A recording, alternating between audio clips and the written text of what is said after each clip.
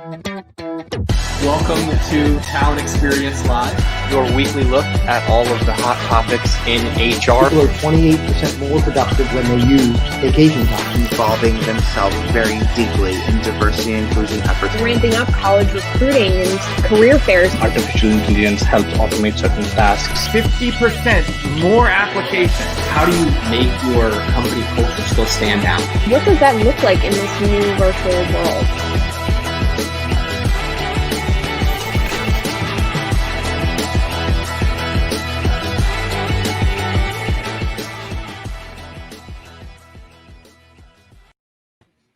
Welcome everyone to Talent Experience Live.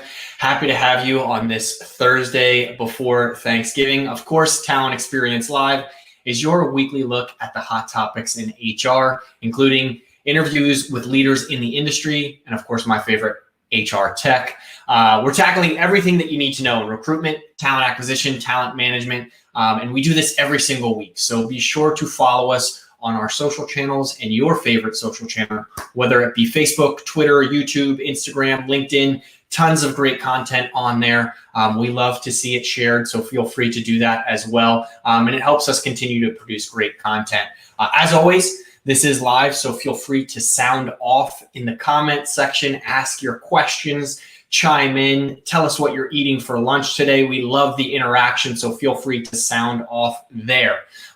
So that's it for the intro, but today's topic is all around the wow factor, how to build an awesome company culture remotely, right? I think it's a struggle that we've all had to tackle. I know when I see videos and pictures of people in close quarters in offices now, it makes me cringe. It's like nails on a chalkboard. And it's something that's quite frankly super relevant. According to a LinkedIn research project, strong employer brand reduces employee turnover by 28% and cost per hire by 50%. So this is something that if you're about to head into a boardroom meeting for 2021, it needs to be at top of mind, since we're so heavily focused on not only bringing new talent in the door, but also retaining the talent that you work so hard to get. And another stat that I was able to dig up was from Corporate Responsibility magazine. And they found that 75% of Americans would not take a job with a company that has a bad reputation. And that includes individuals who are unemployed. And as we know, there are a lot of individuals who are unemployed right now. So employer brand needs to be top of mind. You need to showcase your company in the best light. And today we have a fantastic guest to talk about this with me. Of course, like I mentioned, fire off your questions in the chat. But today we have Alex Herr, Global Employer Brand Manager at Informatica. So I'll stop my rambling and let's bring Alex on.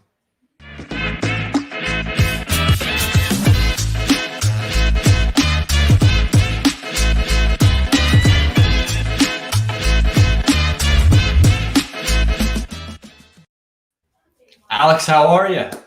Good. How you doing, Devin?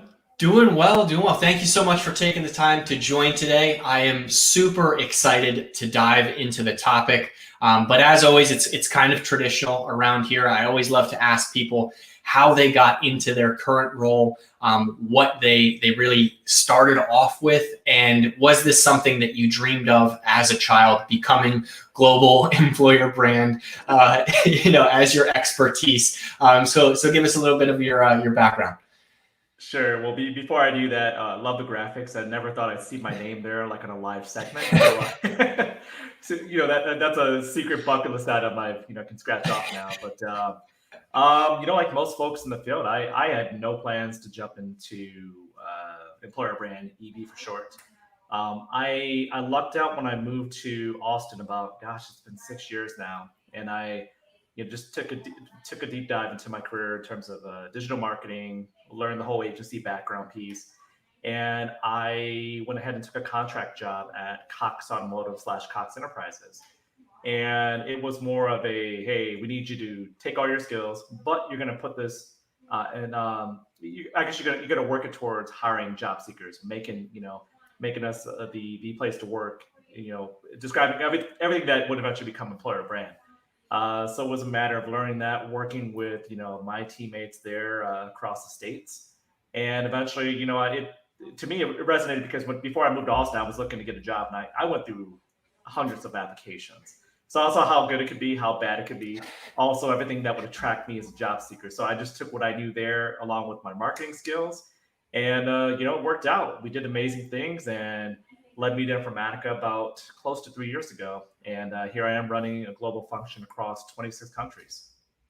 That is awesome. And before I jump into my next question, I promise we will send you over the raw file of this so that you have your name up in lights. You can hang it up on the wall if you want to, put it on your LinkedIn page, whatever you need. I appreciate it. But it doesn't necessarily sound like becoming a global EB manager was something that kept you up at night, but something that you really fell into and you're super passionate about. And as I mentioned kind of in the intro there, it's changed, right? With this work from home environment, we no longer really want to see those pictures of people together in, closed quarters or anything like that. So what has the biggest difference been, with the exception, of course, of our new coworkers, which now we call loved ones, family, friends, pets, who are a little bit more annoying than our traditional coworkers at times. Yeah. But what is the biggest difference from that work from home environment to the traditional office environment?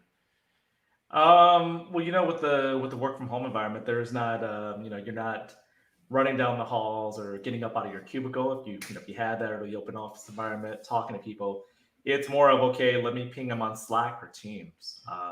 Let's jump on for a quick Zoom, or the stand-ups you would have in the office are, okay, it's got to be all via video. You have to plan these things out.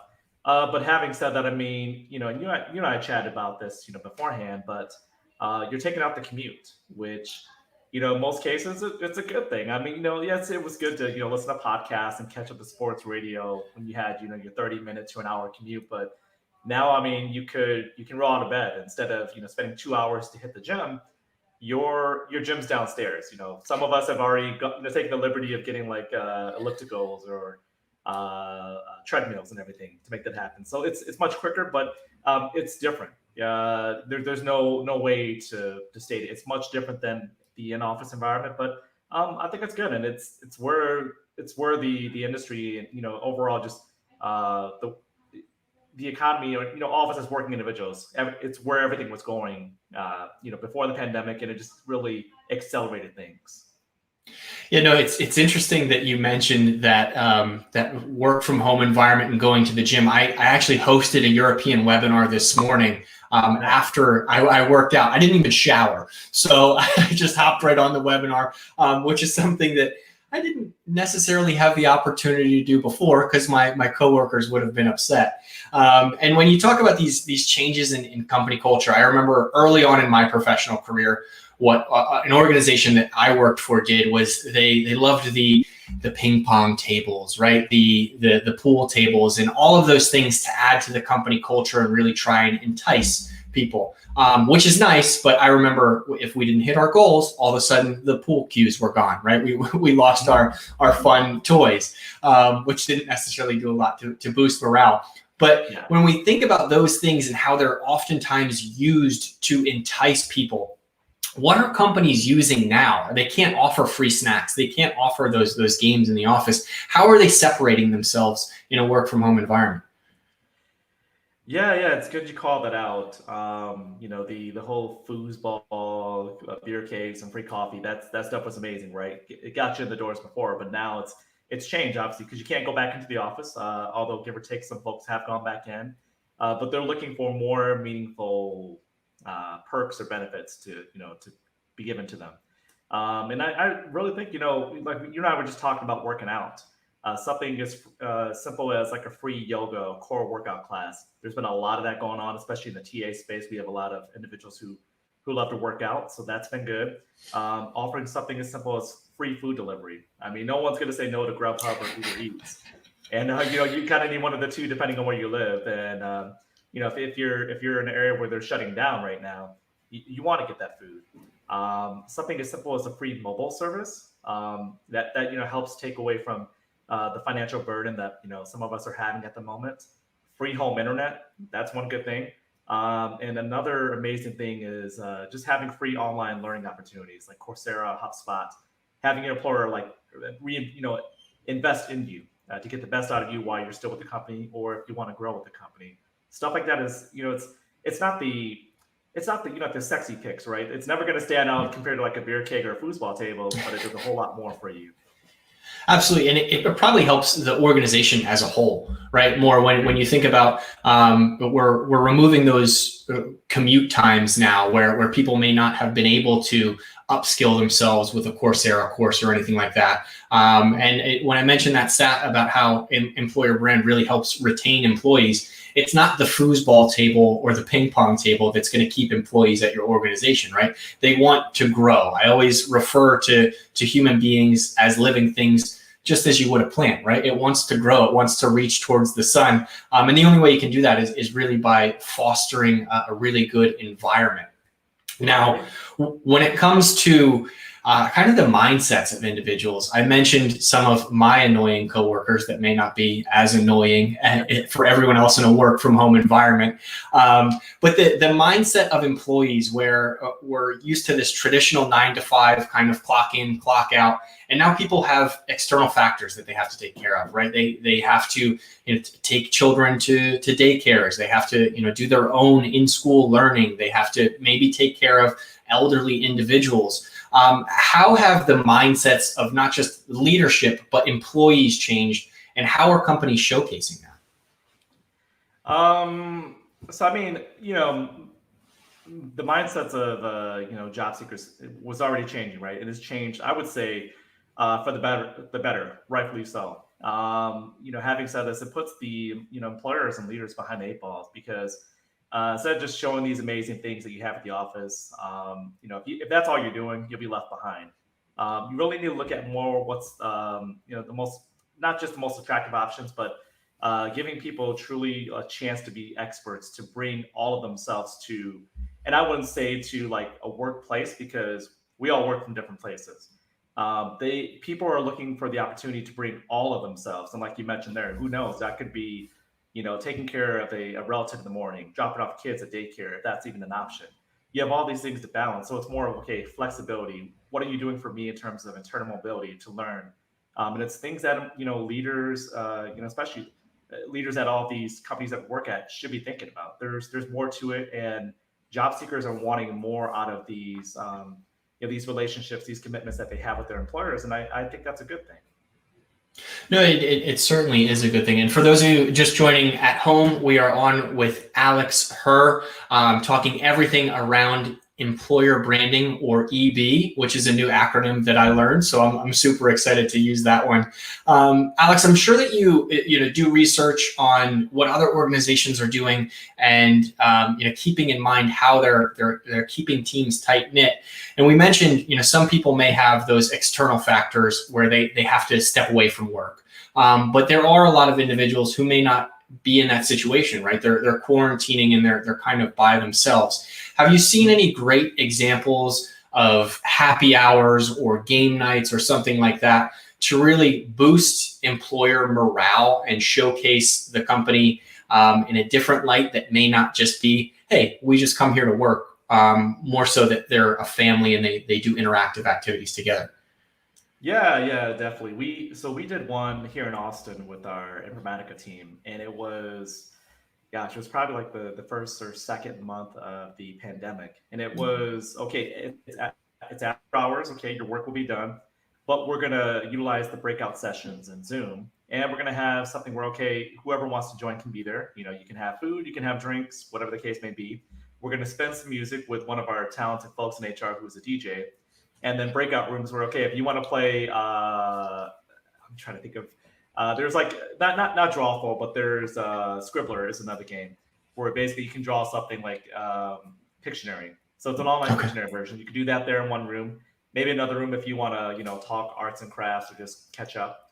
But it was great. I mean, it was definitely something like, I've done stuff like that with my family, having lived in Austin and being originally from the Midwest. But for folks who are not used to just going completely remote like we all have, once the pandemic hit, it was brand new. But it was a sense of belonging. You saw people who you knew, and who you've wanted to talk to, have lunch or coffee with, and it just was not an option. So that has worked out tremendously for us.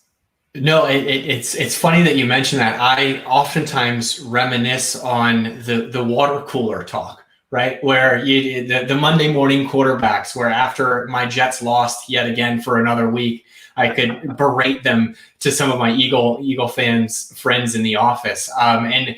Jonathan has a comment that I wanted to share on the screen. It says, great managers can retain talent only if the alignment of the employee and their growth in the company are matched. Sometimes it is best for an employee to move on from their career with a different company. And I think that point is truly impressive, right? Because it really puts the onus on organizations to showcase their brand, to showcase that they're invested in their employees. And when you talk about a game night and online Pictionary and things like that, I think that really shows that you're not just looking for somebody to be a number or really just do their job. It's, we care about you as an individual and we want to hear from you.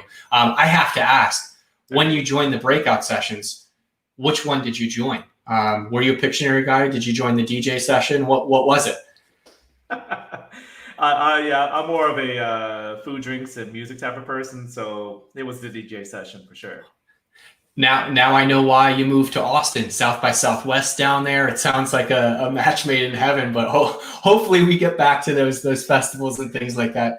That's soon enough. Yeah, we didn't have ours, but that great comment, Jonathan. I mean, it does matter too, because if your company, if employers are just simply saying, hey, this is what we do, we're about engaging people on social, but it doesn't happen, that's lip service, right? And to your point, Devin, if you're actually doing that, you're having these events and connecting, not just via Zoom, whatever platform you use, then it makes a difference to your people, to your managers, and then to everyone as a whole. Yeah, and he chimed in again. Jonathan said, you can also have microcultures inside very large organizations, which can help. And I think that's true too. If you think of these multinational organizations and they say, hey, we're going to do something across the entire company, sometimes that's a little intimidating, right? So if managers take it upon themselves to do happy hours for groups. I know we're in the midst right now at Phenom. One of the members of the marketing team is joining a new department. So we're going to do something, a happy hour oriented there, to really celebrate that achievement. Now, Alex, those are the fun questions, right? And I think the elephant in the room is, with so many organizations in so many different buckets, right? A few had to unfortunately do furloughs and layoffs. Some really went on a hiring boom.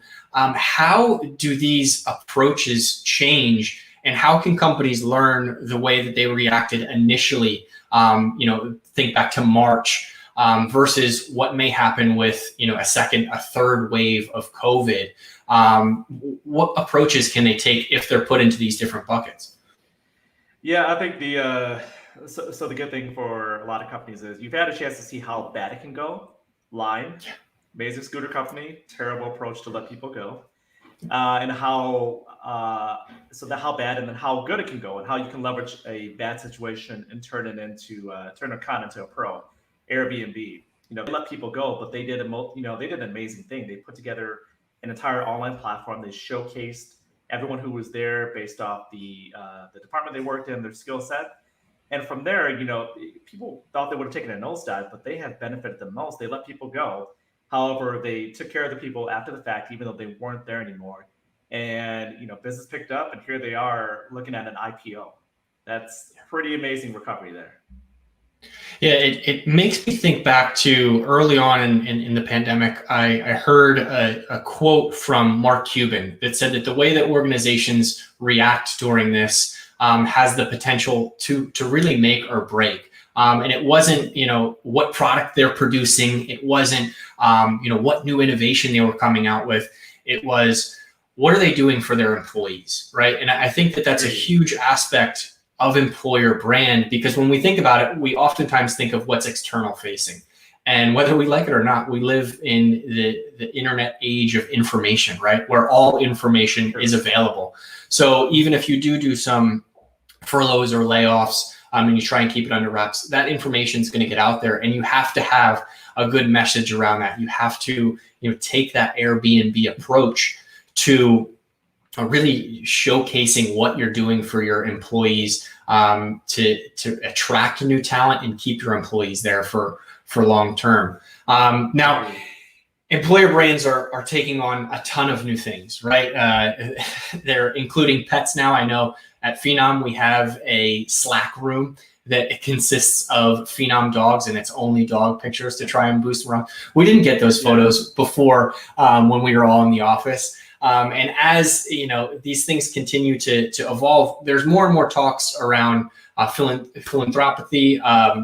As values evolve, how should leaders approach related changes and support their people? Should they take a look at their core values and see if they're living them? How should they go about that? Yeah, I think you need to be open to change, especially now. None of us were ever taught in school or in any of these classes we've taken in terms of certs and just different focus groups to navigate a pandemic. We're learning as we go, right? So you got to be comfortable with change. But I would say it's a good time to look at your values, and then from an employer branding perspective, look at your employer value proposition. You need to go back and look and see, okay, what did we come up with when when this was first put together, whether it be a year, 10 years ago, if that was even the case. Are you still holding true to that promise? And it doesn't mean you've given up on it, but maybe there's more that you're doing for your people, and that's fine. But I think there's different ways to engage and support your people. What worked 8 months ago, it may seem like a distant past. It definitely does not work today. Best thing you can do is really just listen to your people. Give them an open mic. If there's a town hall, all hands or something, see what's going on with them. And if not just that, if you're pushing out a survey to them, like a pulse survey to see how things are going, listen to them. They're going to tell you a whole lot about where you're at, where you're not at, and where you should be. But I'd say the best thing is don't make assumptions. If you make assumptions and you just try to put stuff out there without listening to them, you're going to be pleasantly surprised by what you find out. And I would say in most cases won't be good if you just assume that you know what's best for them versus asking them what is best for them.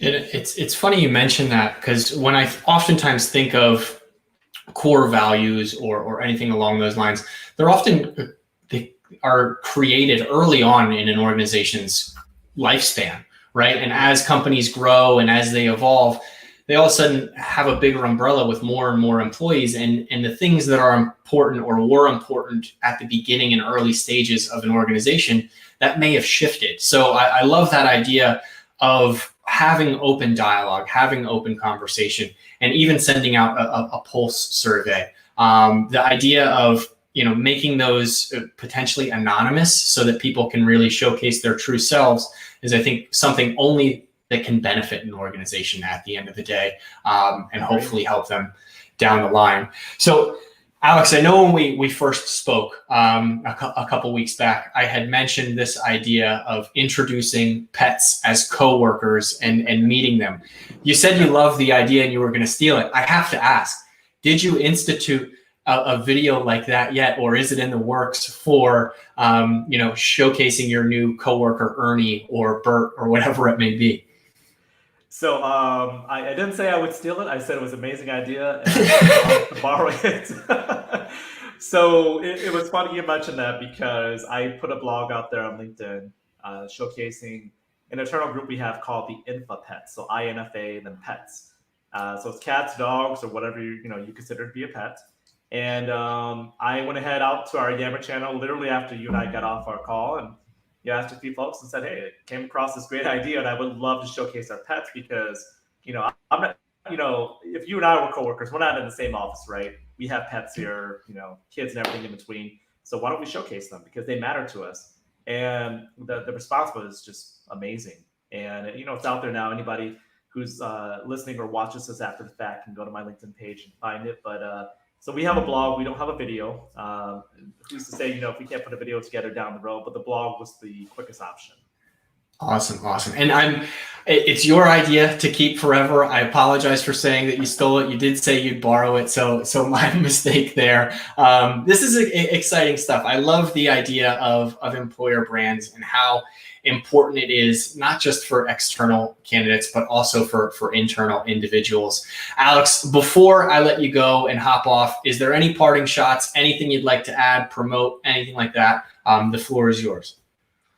So let's see here. Wow. If you, if you want to, follow me on LinkedIn, I share stuff all the time. Happy to connect. I respond to messages. I'm not above doing that, but also if you're in the employer branding space, I have just joined the Talent Brand Alliance Marketing Board, looking for a lot of talented individuals, specifically designers and blog content writers who can assist with some of our initiatives going forward into 2021. So hit me up if you have any interest there, and then also follow me on the Employer Brand Wagon. It's a group of global leaders, some amazing folks there. So some of the stuff that Devin and I were talking about seems a little foreign. Subscribe to that. You'll definitely learn more about employer branding, culture, TA, everything in between. Awesome, awesome, Alex. That is fantastic. I hope that people reach out and ask you for more information. Another brilliant idea just popped into my head for the next time you have. I'm going to call it a brilliant idea. One of those after hours happy hour thing. I think it would be super fun. One thing that I've binge watched uncontrollably throughout quarantine has been Hot Ones. So I think that if an organization wants to do a Hot Ones session, that's the wing show, right? Yes, with the wings. So you ask maybe your senior level individuals, some of those CEOs, the CHROs, some questions about their careers and things like that. I think that would be fun. So that's out for the world to have now. But Alex, thank you so much for joining. Can't wait to have you on again, and hopefully we'll chat soon, maybe in person if things go as planned. Sounds good. Well, thanks for the game-changing idea. I'm gonna need to send you an Amazon gift card after this. Well, I'll DM you on LinkedIn. So perfect. Thanks, Alex. We'll see you soon. All right, take care. Awesome. Well, there you have it. That was Alex Herr talking all around the wow factors of employer brand and how they've changed both pre-pandemic, post-pandemic, and probably in the future as the country in certain parts enters new stages of lockdown. One thing that I didn't mention while Alex was on is that December 8th through the 10th, Phenom is hosting IMHR. It is a 3-day event where we're going to be talking with industry leaders. We have customer success stories, as well as some new product updates. And I know that you guys don't want to hear me talk about it. We did create a fantastic promo for it. So let's run the promo if we can. And hopefully you guys register after the show.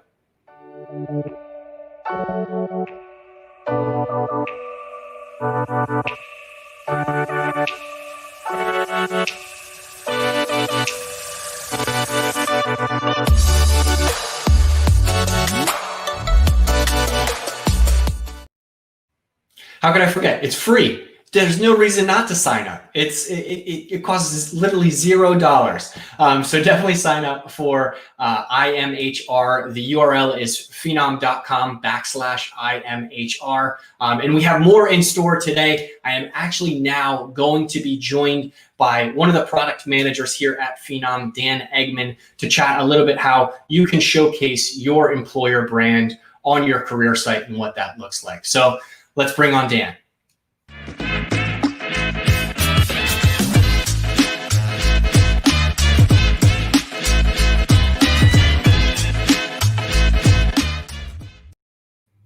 Dan, how are you? That was a great intro. Great, Devin. How are you doing?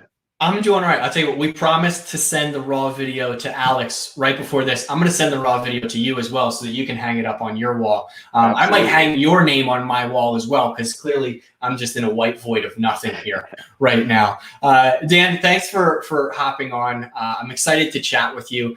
Before we get into the nitty gritty of employer branding, what's your role at Phenom, and how do you help adding to the wow factor of employer branding? Yeah, so my role is product manager of our candidate experience. So I'm responsible for that front end career site, as well as the content management that drives how the career site looks and the different content in it.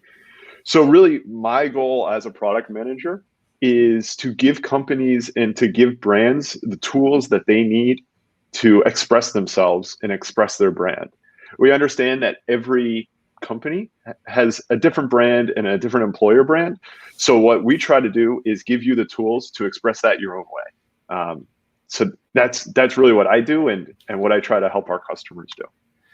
Dan, the best way that I would describe what you do, to use an analogy, is I would paint you as like an offensive coordinator on the Kansas City Chiefs, right? You are out there trying to score points, trying to get talent in the door, and helping individuals really leverage the weapons that they have to access that great talent that is external. And like we said, it's equally as important internally. I know we have the employee experience where there's a lot of the same features and functionality to help retain talent as well. So maybe you're the head coach, both in charge of the offense and the defense. But we'll table that for a later conversation. Dan, obviously in your role, I know that you work with a lot of clients from a product perspective. Are there any success stories that you can share and the importance of employer brand on career sites? Yeah, absolutely. That is one of the amazing things I have about my job is I get to work with all these amazing customers, sort of see what they're doing with their brands, see their strategies, and see how it's paying off for them. So one customer that I worked with had a brand that really isn't like well known. It's a big company, but a lot of their brands are under different names. You don't really know this, company when you go to their site or when you think of it. So what they tried to do and what they tried to express is all of the different ways that people touch their brand and their company.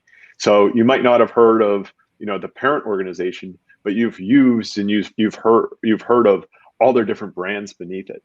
So what they did is they really thought, how do we showcase all of the different people and the different areas that we affect for everyone? And why do you want to work here? Because we have impact on all of these different people and we own all these different brands and you'll impact, millions of people.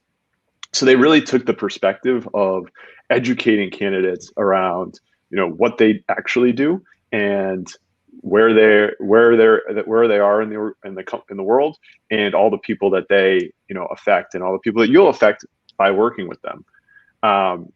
So they really redesigned their entire site from the ground up around this central goal and the central idea of educating candidates around what they do and the impact that they'll have if they come work at the organization. And the results were really impressive. So their existing site, it sort of it gave testimonials about working there, but it didn't really explain the company and the impact that you'll have by working there. And they really switched that around.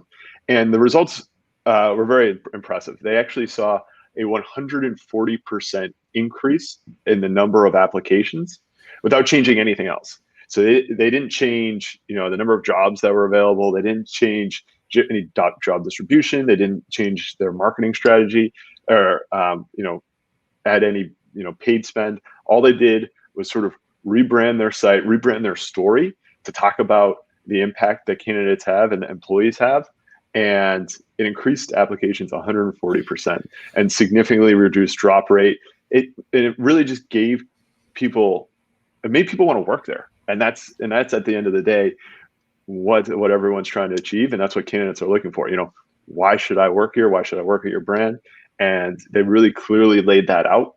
And that really, you can see it from the numbers. It really increased their conversion and the number of applications that they got. 140% is a huge number. And I know Jonathan chimed in the comment section a little bit earlier talking about organizations having microcultures. And when you talk about a conglomerate having multiple brands, that may not be something that they're interested in, right? I know there are household company names that do shampoo, but they also do, cat cleaner or whatever it may be. And depending on individuals' different passions, it's really about what does that whole company stand for? And then what is your subculture? What are you interested in? What are you passionate about? So it's awesome to hear that an organization was able to revamp that idea and really attract individuals from there. My next question, Dan, is one that I couldn't have you on the show and not ask you about. And that's because we're talking over video. We talk over video every week in one of our meetings. How important is it to have video and that type of content on your site? And where should it be included? Should it be on the home page? Should it be on a job description page? Where do individuals interact with the most? Yeah, we're seeing a huge shift just in the world around video. You might laugh, but like TikTok, that's exploded, and that's all video, right? Video has become, a key way to get your message across, to keep people interacted with your brand, and get the message that you're looking for across instead of requiring people to read through text.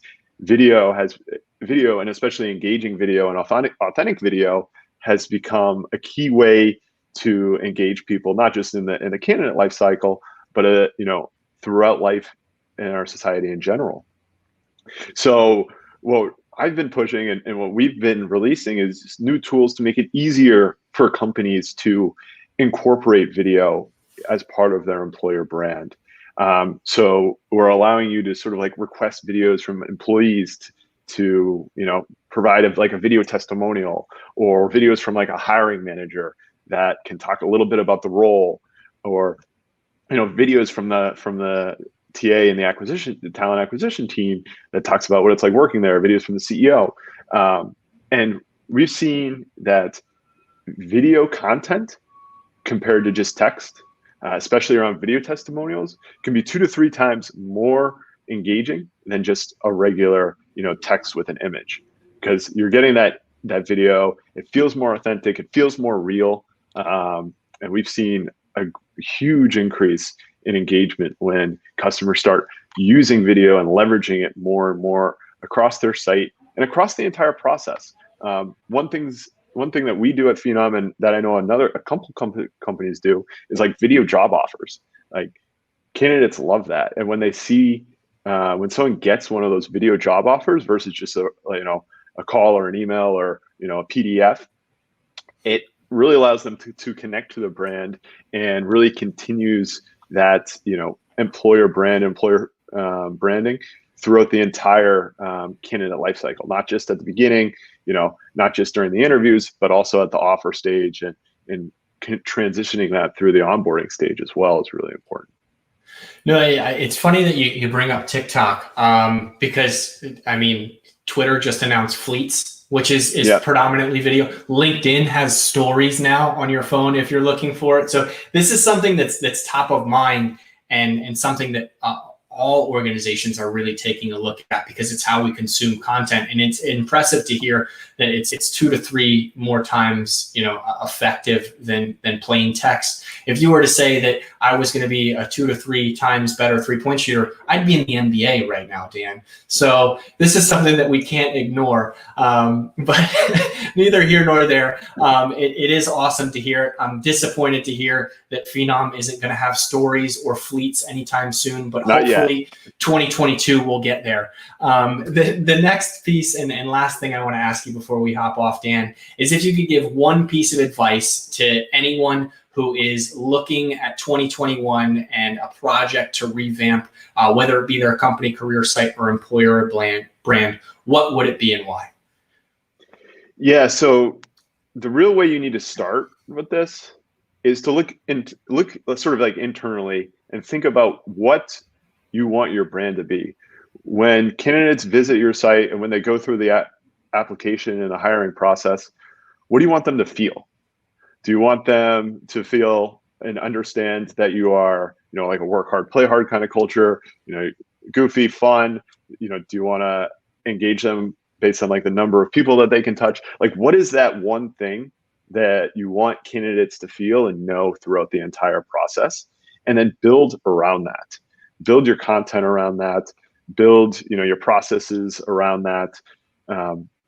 It really starts at that, one key, what do you want them to feel? What do you want their mission? What do you want more than anything else a candidate to understand as they go through the process. And I think a common mistake that a lot of companies make is that they have too many of them. There's these 10 things that they want candidates to understand. And when you try to do that, it really gets watered down, and candidates seem to understand like none of them. So it sort of has the opposite effect. One, maybe two things that you want to persist throughout the entire life cycle is really where companies should start and what they should focus on. So you should settle in on those one or two things, build your content, build your process around it, and make sure that it's ingrained throughout the entire process, not just the career site, not just the interview process, not just the offer, not just the onboarding, but through the entire candidate lifecycle and into the employee lifecycle as well. What's that one or two things that you want candidates to feel and really feel connected to? And there's a bunch of different examples. A lot of them are unique to cultures and unique to different organizations. But you really want to hone in on those one or two items, and make sure that it's reflected throughout the entire life cycle and the entire process. Like, for example, ours is not normal, and you'll see that throughout the entire process. We bring in hashtag not normal. All of our pictures are around things that aren't normal. Us throwing, like dust, like colored dust in the air. That's not normal. It's like, and we try to show that throughout the entire process. And we try, like, from the job description page, home page, interview process, job offer, we try to make sure to connect that throughout the entire process. Dan, I love that idea of just one consistent brand. And to use another analogy, because I'm a sucker for analogies, imagine logging on to Netflix and clicking on a show, and you watch one episode and then it's roulette. So you go from watching Peaky Blinders and then it jumps immediately to the Great British Bake Off. You're going to lose interest very quick. They may still have that British access or British commonality. However, it's a completely different story. And if the wrong individual hits the wrong thing at the wrong time, you're going to lose them at the end of the day. So stick with that one thing. If it's Peaky Blinders, you know that it's early time British, and you know that it's booze. So stick with that and stay with it, and you'll be successful for 5 seasons, right? Dan, this has been a ton of fun. Thank you so much for joining me. I'll let you get back to your busy day. I know you have lots of customers to talk to, and also I know you're working on Phenom fleets and stories, so I'll let you get back to that. But hopefully we can catch up soon and see in person. Absolutely. I'm also preparing for IMHR, so looking forward to that. Yeah, there we go. IMHR. Great plug. Great plug. We'll catch you later, Dan. Thanks, guys. All right, see ya.